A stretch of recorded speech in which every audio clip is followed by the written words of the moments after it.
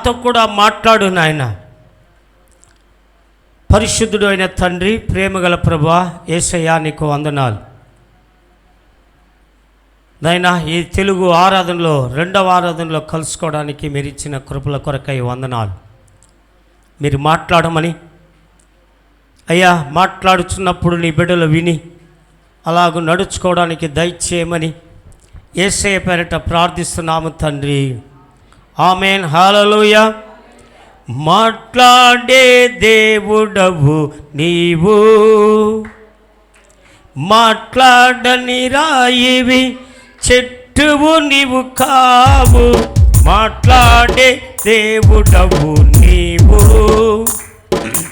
యేసయ్యా యేసయ్యా యేసయ్యా యేసయ్యా యేసయ్యా యేసయ్యా యేసయ్యా యేసయ్యా. మాట్లాడే దేవుడవు నీవు, మాట్లాడని రాయివి చెట్టువు నీవు కావు. మాట్లాడే దేవుడవు నీవు. యేసయ్య మాట్లాడే దేవుడు. మరి దేవుని ప్రియులారా, పాటల ద్వారా మాట్లాడతాడు, ప్రార్థన ద్వారా మాట్లాడతాడు, పాటల ద్వారా దేవుడు మాట్లాడతాడు. హల్లెలూయా. దేవుని ప్రియమైన దేవుని బిడ్డలారా, సేవకుల ద్వారా దేవుడు మాట్లాడతాడు, విశ్వాసుల ద్వారా దేవుడు మాట్లాడతాడు, గాడిద ద్వారా కూడా దేవుడు మాట్లాడినాడు. Praise God. హల్లెలూయా. కనుక ప్రవక్తల ద్వారా దేవుడు మాట్లాడుతున్నటువంటి వాడు. ఈరోజు నీతో కూడా దేవుడు మాట్లాడుతున్నాడు. యోహాను సువార్త 3వ అధ్యాయము, యోహాను సువార్త 3వ అధ్యాయము మనము 36వ వచనాన్ని ఒకసారి మనము చదువుకుందాం ఒక్కొక్కరుగా. కుమారుని యందు విశ్వాసము ఉంచువాడే, ఆమేన్. ఏమంట? కుమారుని యందు విశ్వాసము ఉంచువాడే నిత్య జీవము గలవాడు. హల్లెలూయా. కుమారుని యందు ఎవరైతే విశ్వాసం ఉంచుతారో వారికి యేసుప్రభుల వారు నిత్య జీవాన్ని అనుగ్రహిస్తాడంట. వారికి నిత్య నిత్య నిత్య నిత్య కాలము జీవము కలిగిన వారుగా ఉంటారు. వారికి మరణము లేదు, వాళ్ళకి మరణము లేదు.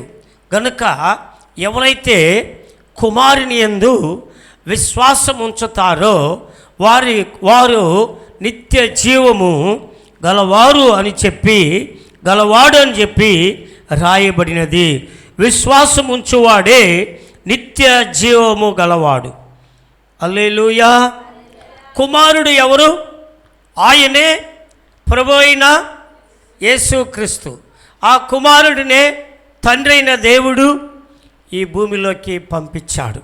ఇక్కడ అంటున్నాడు మరలా, కుమారునికి విధేయుడు కానివాడు జీవము చూడడు గాని దేవుని ఉగ్రత వాని మీద నిలిచి ఉండును. దేవుని ఉగ్రత వాని మీద నిలిచి ఉంటుంది. దేవుని ప్రియులారా, ఎవరి మీద అంటే కుమారుని యందు, దేవుని ప్రియులారా, విధేయుడు కానివాడు అంటే విశ్వాసింపని వాడు, అంగీకరింపని వాడు కుమారుని యందు అంటే యేసు ప్రభుని సొంత రక్షకుడుగా అంగీకరింపని వాడు, విని వదిలేసి వెళ్ళిపోయేవాడు. వాడు ఎవరంటే విని వదిలేసి వెళ్ళిపోయేవాడు. కనుక వాని మీద దేవుని ఉగ్రత వస్తుందంట. ఎవరైతే విని విశ్వాసం ఉంచుచున్నారో వాడు నిత్య జీవం గలవాడు. హల్లెలూయా, హల్లెలూయా. కనుక ఉగ్రత, విశ్వాసింపని వాడు అంటే విధేయుడు కాని వాని మీదకి దేవుని ఉగ్రత వస్తుందంట. ఏమొస్తుందంట? దేవుని ఉగ్రత వాళ్ళ మీదకి వస్తుంది. వారు నింది పాలవుతారు. ఉగ్రత దినంలో ఎవరు తప్పించుకోలేరు. పెద్ద ఎంపీ అయినా, ఎమ్మెల్యే అయినా, సీఎం అయినా, ఎవరైనా, ఏ మతానికి చెందినవారైనా, ఏ దేశానికి చెందినవారైనా, క్రైస్తవుడైనా, హైందవులైనా, ముస్లింలైనా, ఎవరెవరు మరి కుమారుడైన యేసుని విశ్వాసం ఉంచుతారో వాళ్ళు మాత్రము నిత్య జీవము గలవాడుగా ఉంటాడు. నిత్య జీవానికి వారసుడు అయినటువంటి వాడుగా ఉంటాడు. ప్రియమైన దేవుని బిడలారా, ఈరోజు ఈ నిత్య జీవాన్ని పొందుకోలేక అనేక మంది ఈ లోకంలో ఉన్నారు. అయితే బైబిల్లో ఒక మాట చెప్పబడుతుంది. దేవుని ప్రియులారా, దేవుని ఉగ్రత, విధేయుడు కాని వానికి దేవుని ఉగ్రత వారి మీదకి వస్తుంది అని దేవుడు మాట్లాడుతున్నాడు. హల్లెలూయా. ఎవరి మీదకి వస్తుందంట దేవుని ఉగ్రత? దేవునికి ఎవరెవరు విధేయతగా లేదో వాళ్ళ మీదకి వస్తుంది. విశ్వాసింపని వాళ్ళ మీదకి వస్తుంది. దేవుడు తన ఏకైక కుమారుని మనము రక్షింపబడాలని ఆయనను ఈ భూమిలోకి పంపించినాడు. ఆయన ద్వారా మన అందరికి కూడా రక్షణ కలగాలని పంపించాడు. మరి యోహాను సువార్త 3వ అధ్యాయం 17వ వచనములో లోకము తన కుమారుని ద్వారా రక్షణ పొందుటకే గాని లోకమునకు తీర్పు తీర్చుటకు దేవుడు ఆయనను లోకంలోనికి పంపలేదు. దేవుని కుమారుడైన యేసుని ఎందుకంటే ఆయన ద్వారా మనమందరూ కూడా రక్షణ పొందాలని ఆయన్ను పంపించినాడు. ఆ 16వ వచనములో కొంచెం పైన చదువుకుంటే, దేవుడు లోకమును ఎంతో ప్రేమించెను కాగా ఆయన తన అద్వితీయ కుమారునిగా పుట్టిన వాని యందు విశ్వాసముంచు ప్రతివాడును నశింపక నిత్య జీవము పొందినట్లు ఆయనను నీ కోసము నా కోసము నిత్య జీవము పొందినట్లు యేసు ప్రభుని ఈ లోకానికి పంపించినారు. దేవుని ప్రియమైన దేవుని బిడ్డలారా, ఈ నిత్య జీవము నీకు కావాలంటే ఆ ప్రభువైన యేసుక్రీస్తుని మనమందరూ కూడా సొంత రక్షకుడుగా మనము అంగీకరించుచున్నటువంటి వారిగా మనము ఉండాలని ఆయన కోరుకుంటూ ఉన్నాడు. హల్లెలూయా, హల్లెలూయా. బైబిల్లో ఒక మాట చెప్పబడుతుంది. దేవుని ప్రియులారా, రోమీయులు ప్రైజ్ గాడ్, రోమీయులు 1వ అధ్యాయము 18వ వచనములో, రోమీయులు 1వ అధ్యాయము 18వ వచనములో ఏమంట? దుర్నీతి చేత సత్యమును అడ్డగించు మనుషుల యొక్క సమస్త భక్తిహీనతల మీదను దేవుని కోపము పరలోకము నుండి బయలుపరచబడుచున్నది. హల్లెలూయా, హల్లెలూయా, హల్లెలూయా. కనుక దేవుని ప్రియమైన దేవుని బిడ్డలారా, ఇక సమయంలో మనము వినవలసినటువంటి వాక్య భాగము మరలా ఒకసారి దాన్ని సిస్టర్లు ఒకరు చదువుదా. దుర్నీతి చేత సత్యమును, దుర్నీతి చేత సత్యమును అడ్డగించు మనుషుల యొక్క సమస్త భక్తిహీనతల మీదను దుర్నీతి మీదను దేవుని కోపము పరలోకము నుండి బయలుపరచబడుచున్నది. పరలోకము నుండి బయలుపరచబడుచున్నది. 1 దశలోనికలో కూడా 5వ అధ్యాయంలో కూడా 1 దశలోనికలు 5వ అధ్యాయము 9వ వచనములో కూడా చెప్పుచున్నాడు. 9వ వచనములో ఎందుకనగా మన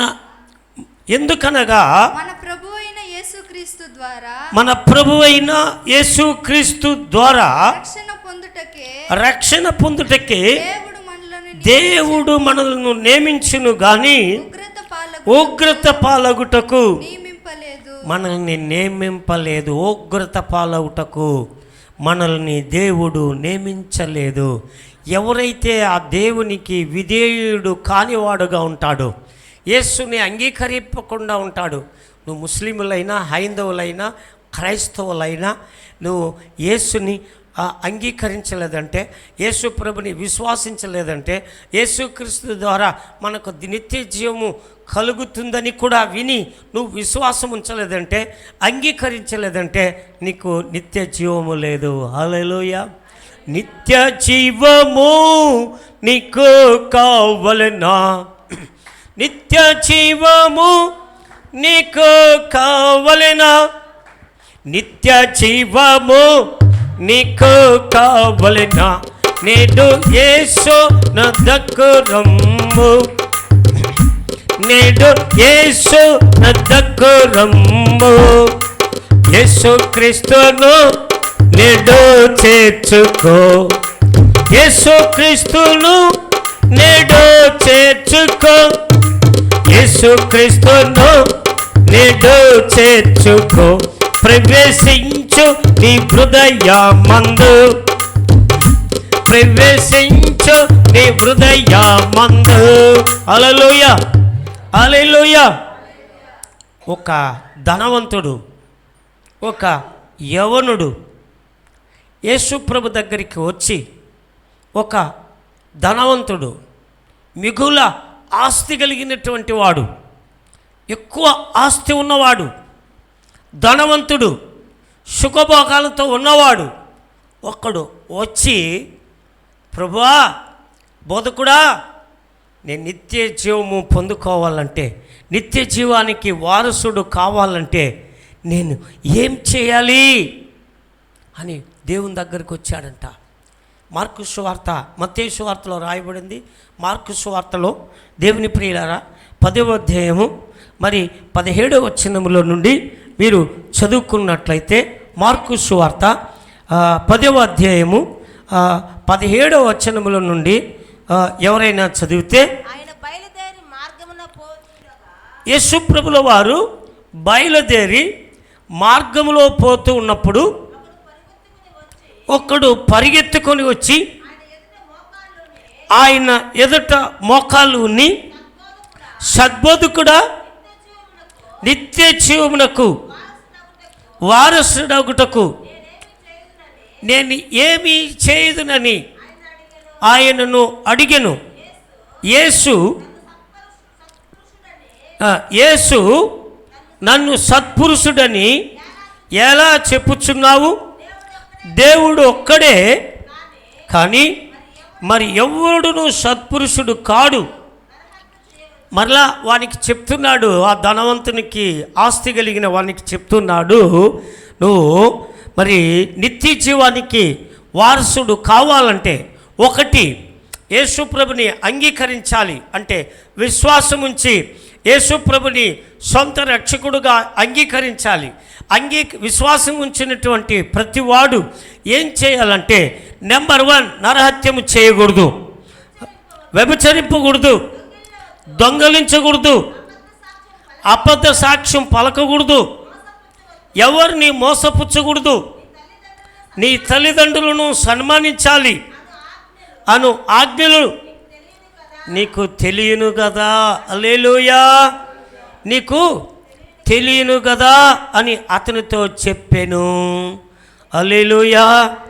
ఏమేమి మరి నిత్య జీవానికి వారసుడు కావాలంటే మనము రెండవది, మొదటి చూసినాం, మరి కుమారుని విశ్వాసం ఉంచినప్పుడు మనము నిత్య జీవము గలవాడు అవుతామంట. రెండవది, దేవుని ప్రియులారా, మనము నిత్య జీవానికి వారసుడు కావాలంటే ఈ భూమిలో మనం జీవిస్తున్నప్పుడు ఒకటి యేసుప్రభుని అంగీకరించాలి, విశ్వాసం ఉంచాలి ఆయన ద్వారా నిత్య జీవం అని చెప్పి. రెండవది, నరహత్యము చేయకూడదు. ఏం చేయకూడదంట? రెండవది మరి ఇక్కడ మనం చూస్తున్నాం, నరహత్యము చేయవద్దు, వ్యభిచరింపవద్దు, వ్యభిచారం చేయవద్దు, దొంగలించొద్దు, అబద్ధ సాక్ష్యం పలకొద్దు, మోసపుచ్చవద్దు, నీ తల్లిదండ్రులను సన్మానింపము. తల్లిదండ్రులను సన్మానించే వాళ్ళు ఎందరు ఉన్నారు? తల్లిదండ్రులు నేను సన్మానిస్తూ ఉండాను ఇప్పటి వరకు కూడా. హల్లెలూయా. నేను మరి మా నాన్న మా అమ్మ ఉన్నంతవరకు వారిని గౌరవంగా సన్మానించాం. వారికి ఇవ్వాల్సిన సమయానికి భోజనం ఇచ్చినాం, బట్టలు ఉతికిచ్చినాం. దేవుని ప్రియులారా, మా పాస్తమ్మ గారు సొమ్ముసిల్లిపోతే మా అమ్మకు నేను కూడా బట్టలు ఉతికిచ్చేవాడిని అప్పటి దినములో. దేవుని ప్రియమైన దేవుని బిడ్డలారా, అందుకే ఇప్పటి వరకు కూడా వారి యొక్క ఆశీర్వాదాలు, దేవుని ఆశీర్వాదాలు పొందుకున్నటువంటి వాళ్ళుగా ఉన్నాం. హల్లెలూయా, హల్లెలూయా. ఎఫెసీలో ఒక మాట చెప్తాడు తల్లిదండ్రులని. సామెతల గ్రంథంలో ఉంది, ఎఫెసీలో ఉంది, నిర్గమకాండంలో ఉంది. అయితే ఎఫెసీ గ్రంథము, దేవుని ప్రియమైన దేవుని బిడ్డలారా, మరి మనం చదువుకున్నట్లయితే 6వ అధ్యాయం 2వ వచనములో, నీకు మేలు కలుగునట్లు నీ తండ్రి నీ తల్లిని సన్మానింపము, అప్పుడు నీవు భూమి మీద దీర్ఘాయుష్వంతుడగుదువు. ఇది వాగ్దానముతో కూడిన ఆజ్ఞలలో మొదటిది. వాగ్దానముతో కూడినటువంటి ఆజ్ఞలో మొదటిదంట. నేను ఇప్పుడు దానికి వెళ్ళా. అయితే వాగ్దానములతో కూడినటువంటి మొదటి ఆజ్ఞ అంట. మొదటి ఆరాధనకు ఒక ఆయమ వచ్చింది. ఆయమ ఇంకా పూత పని కూడా చేసుకోలే పాపము, కింద అడుగు కూడా వేసుకోలే.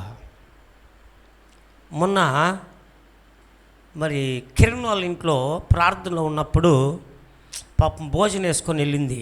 ఒక ఇంట్లో ప్రార్థన చేస్తున్నప్పుడు భోజనం వేసుకొని వెళ్ళింది. అప్పటికి 9:30 ఆ సమయంలో వేసుకొని వెళ్ళి వారింట్లో పాపం ఇల్లు పడిపోయింది, కట్టుతున్నారు. కొడుకింట్లో ఉన్నారు, కోడళ్ళు మనవరాలు ఉన్నారు. నేనే ఏడ్చుకున్నా. ఆమె ఉదయం చెప్తుంది, నేను వర్క్ జరుగుతున్నా, బైబిల్ కాలేజ్ కడుతున్నాము, అక్కడ ఉన్నప్పుడు వచ్చి ఏడ్చుకునింది. పాస్టర్ గారు ఇంకా అడుగు వేసుకోవాలా, పూత పని చేసుకోవాలా, సీట్లు వేసేసినారు, నాకెప్పుడు వచ్చి ప్రార్థన చేస్తావు? నేను నా భర్త ఇంట్లోకి వచ్చా.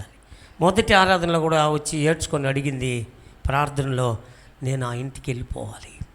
ఏమ్మా, మొన్న ప్రార్థనలు చేసినప్పుడు భోజనం ఇచ్చినారో తీసుకొని వెళ్ళినాము, ఆ సమయంలో నేను నా భర్త తింటున్నప్పుడు లైట్ ఆపేసేసినారు కొడుకు కోడలు.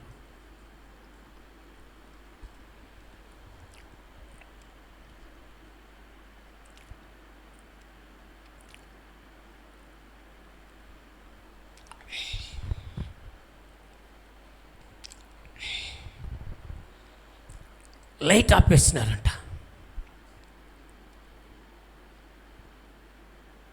ఈరోజు తల్లిని తండ్రిని సన్మానించే వాళ్ళు ఎందరూ ఉన్నారు? తల్లిని తండ్రిని సన్మానించే వాళ్ళు ఎందరున్నారు ఇక్కడ? దేవుని ప్రియులారా, చూడండి, కొందరు చేతులు మాత్రం పైకి ఎత్తబడుతుంది, కొందరు చేతులు శైతానుగాడు అదుముతాడు వాళ్ళని. ఆమె నేర్చుకునింది. ఇంట్లోకి వెళ్ళి వాక్యం వినేది మాత్రం కాదు, మీరు విని నడుచుకుంటేనే మీకు ఆశీర్వాదాలు. దేవుని ప్రియులారా, నీకు మేలు కలుగునట్లు నీ తండ్రిని తల్లిని సన్మానింపుము, అప్పుడు నీవు భూమి మీద దీర్ఘాయుష్వంతుడు అవుతావు. ఇది వాగ్దానంతో కూడినటువంటి మొదటి ఆజ్ఞ. ఈరోజు తల్లిని తండ్రిని కొట్టేవాళ్ళు ఉన్నారు, తిట్టేవాళ్ళు ఉన్నారు కదా, తిట్టేవాళ్ళు ఉన్నారు. కొందరు కొడుకులు పెండ్లి అయిపోయిన తర్వాత ఏమైనా తీసుకొస్తే కనబడకుండా ఎత్తుకు దాచిపెట్టుకొని వాళ్ళ భార్య వాళ్ళ పిల్లలే తినేసే వాళ్ళు ఉన్నారు కదా. అమ్మకు నాన్నకు పెట్టేవాళ్ళే. ఒక మంచి భోజనం చేసినప్పుడు అమ్మకు నాన్నకి ఎత్తుకు పెట్టేవాళ్ళే. క్రైస్తవుడా నువ్వు? అయ్యా నువ్వు క్రైస్తవుడు, నేను చెప్తున్నాను, క్రైస్తవుడే కానీ క్రీస్తులో లేదు నువ్వు. క్రైస్తవుడే కానీ క్రీస్తులో లేదు. హల్లెలూయా. నువ్వు క్రీస్తులో ఉంటే నిశ్చయంగా మొదట నీ తల్లిని తండ్రిని సన్మానిస్తావు. ఇక్కడ ప్రభుల వారు, నేను ఇప్పుడు ఆ వాక్యానికి పోలేదు కనుక ఈ 10వ అధ్యాయంలో దేవుని ప్రియులారా మార్కు సువార్త 10వ అధ్యాయంలో చదువుకున్నట్లయితే నరహత్యము చేయవద్దు, వ్యభిచరింపవద్దు, దొంగలీవద్దు, అబద్ధ సాక్ష్యం పలకవద్దు, మోసపుచ్చవద్దు, నీ తల్లిని నీ తండ్రులను సన్మానింపము, నీ తల్లిదండ్రులను సన్మానింపము అను ఆజ్ఞలు నీకు తెలియను కదా అని అతనితో చెప్పాను. ఇవన్నీ తెలియను కదా అని ఆ ధనవంతునితో కూడా దేవుడు చెప్పుచూ ఉన్నప్పుడు వాడు అంటున్నాడు. ఏం చెప్తున్నాడంటే, వాడు ప్రియమైన దేవుని బిడ్డలారా, అందుకు అతడు బోధకుడా బాల్యము నుండి ఇవన్నీ అనుసరించుచునే ఉంటినని చెప్పాను. హల్లెలూయా. ఇదంతా నేను చేస్తా ఉండా. మరి నేనేం చేసేలేదు తెలిసినా, నరహత్యం చేసేలేదు.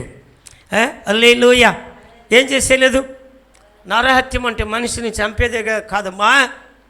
ఎవరికైనా మేలు కార్యాలు చేస్తానని చెప్పి చేయకుండా ఆపేస్తావు చూడు, అది కూడా నరహత్యమే.